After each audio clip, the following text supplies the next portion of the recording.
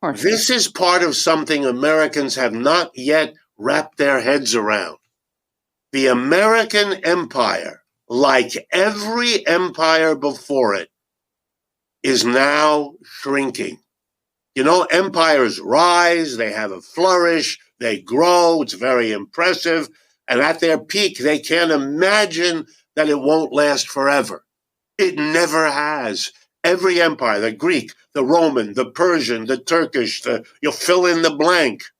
They all went up, then they went down. The ride up, much more fun than the ride down. We are now in the ride down, and we better be very careful because denial, which is the way most of America is so far dealing with it, is not a solution. It doesn't go away because you pretend it isn't happening.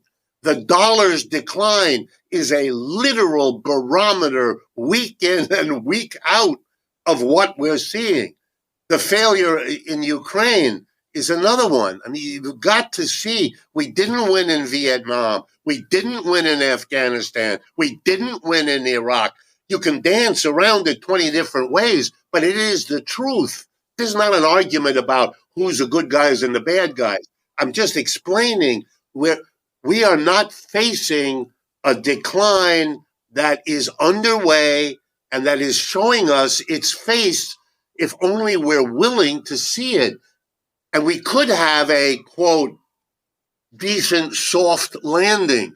Empires do not have to go out in a horrible explosion. They can decline. Britain, not that they're a model, but after trying twice to stop the United States in the War of Independence and again the War of 1812, the British figured out we can't do this militarily, and they came to terms with their decline and being replaced by the American empire.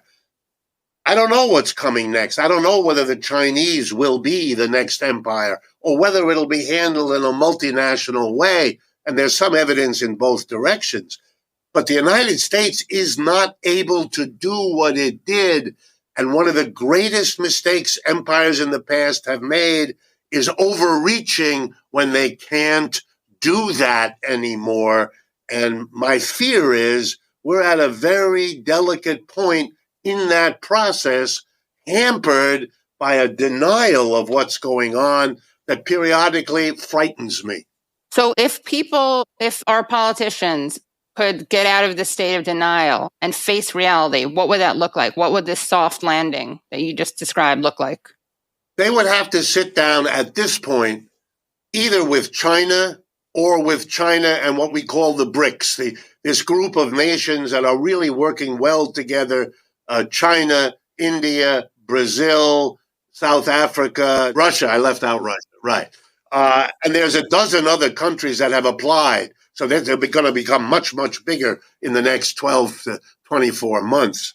You'd have to sit down with them and work out a live and let live arrangement. You know, the world needs a lot of things produced. Americans can produce some of them, Chinese can produce, and Brazilian. We'd have a much better world if it were more generously distributed. It shouldn't all be in North America and Western Europe. That's a legacy of colonialism we should better put behind us. If more of the different parts of the world really are integrated, they'll be less likely to be tempted to do militarily what they really can't afford. That's already underway. We might have done terrible things vis-a-vis China if we weren't as dependent on the Chinese as we already are. Look, from the time that Kissinger and Nixon went to China and reestablished relations with them several decades ago, until 10 years ago, the United States and China were helping each other. We're trading a lot. That's when a lot of American companies invested in China, et cetera, et cetera. We were able to live together. Those were years of great prosperity in the United States and great economic growth in China. My feeling is, look, we have much to gain and we can avoid a terrible loss. A war? Are we serious? Are we going to have a war around Taiwan, in China, in the South China Sea, at the same time that we're fighting a war in Europe? Really? With countries that all have nuclear weapons. This is crazy. We can't afford to do it, and we ought to stop trying. The wealth of the United States is a great incentive for other countries to meet us halfway. Let's use the wealth to have an attempt at least. Even if we fail, it's worth the effort to try to do this rather than the saber rattling that's scaring everybody in the world and not bringing the United States out of its decline. Its decline continues. You rattle your sword against Russia and China, the situation of the United States has not gotten better. The United States is more isolated now than it was 5 years ago.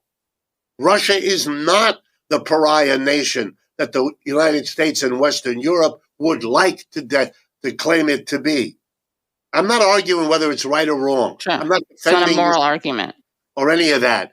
What I'm saying is, let's be honest and look at the situation the way it is. We are fighting to the last Ukrainian, and I don't think that's a smart move at all.